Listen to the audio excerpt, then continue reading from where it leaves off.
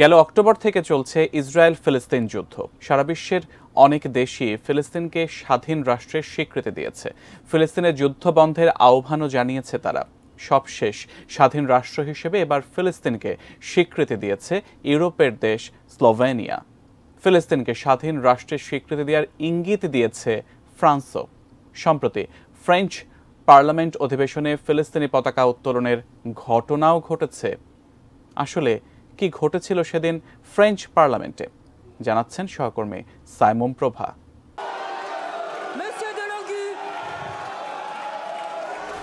Israel কখনো ফিলিস্তিনকে রাষ্ট্র হিসেবে স্বীকার করে না।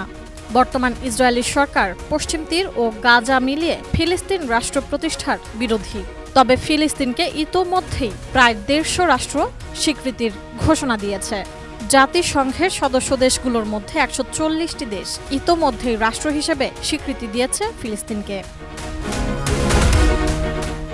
যুক্তরাষ্ট্র ও যুক্তরাজ্য সহ বাকি দেশগুলো এখনো আনুষ্ঠানিক স্বীকৃতি দেয়নি। স্বীকৃতি দানকারী দেশগুলোর মধ্যে আছে আরব জাতি গ্রুপের 22টি দেশ এবং 57 সদস্যের ওআইসি সদস্যভুক্ত দেশ এবং 120 সদস্যের জোট নিরপেক্ষ আন্দোলনভুক্ত দেশ।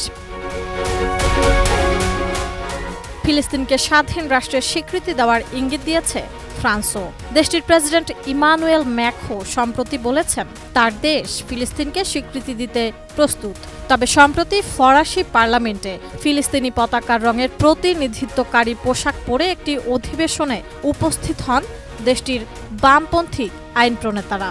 এক প্রতিবেদনে বলা হয়, পার্লামেন্টের নিম্নকক্ষ বা ন্যাশনাল অ্যাসেম্বলি অধিবেশন চলা অবস্থায় দেখা যায় কিছু বামপন্থী আইন প্রণেতারা সবুজ পোশাক পরা, অন্যরা কালো এবং লাল, আর বাকিরা সাদা পোশাকে ফিলিস্তিনি পতাকার রঙের প্রতিনিধিত্ব করছে। এর আগে গত সপ্তাহেই গাজায় ইসরায়েলি আগ্রাসনের প্রতি দৃষ্টি আকর্ষণ করতে লা ফ্রান্স ইনসুমিস এলএফআই পার্টির ডেপুটি সেবাস্তিয়ান দেলেগু একটি ফিলিস্তিনি পতাকা তুলে ধরার পর পার্লামেন্টের নিম্নকক্ষের অধিবেশন স্থগিত করেন ফ্রান্সের জাতীয় পরিষদের প্রধান। ওই ঘটনায় শাস্তি হিসেবে দেলেগুকে 15 দিনের জন্য সংসদে তার দায়িত্ব থেকে বরখাস্ত করা হয়েছিল।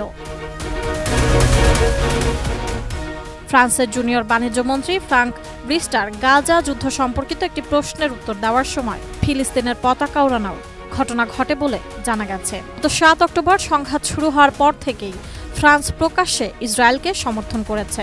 তবে এলএফআই সদস্যরা ফিলিস্তিনের সঙ্গে একাত্মতা প্রকাশ করেছে এবং সরকারের অবস্থানের কঠোর সমালোচনা করেছে।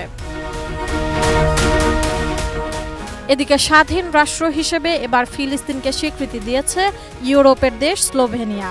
4 জুন স্লোভেনিয়ার পার্লামেন্টে এই সংক্রান্ত প্রস্তাব পাশ হয়। এর আগে গত সপ্তাহে ফিলিস্তিনকে স্বীকৃতি দেওয়ার ঘোষণা দেন স্লোভেনিয়ার প্রধানমন্ত্রী রবার্ট গোলোব।